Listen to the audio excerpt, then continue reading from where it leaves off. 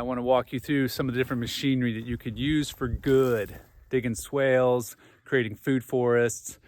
Sometimes using a machine really makes what you do exponential. So first up, the Bobcat with a bucket with teeth can dig a really nice swale.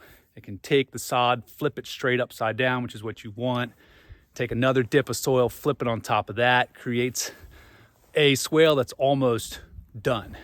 Now the backslide to that is that the wheels, even if you have tracks, will tear up your landscape. But if that's not a big deal, it works good. Otherwise, the common one is the excavator. This is almost a mini excavator, almost mid-size, but a small mini excavator will dig good swales without tearing up your lawn. But the downside of that is that you're digging out kind of a big chunk, which then you might have to come back and break up and work into a workable plantable berm. So pros and cons. And this last character is an auger, on a Bobcat. Now, I'm old school and I love digging with shovels and employing people to dig with shovels, sort of bean power over, petro power.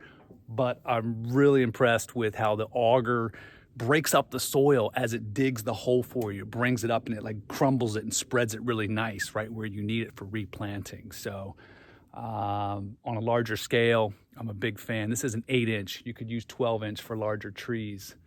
So there's your snapshot. Machinery can do a lot of good.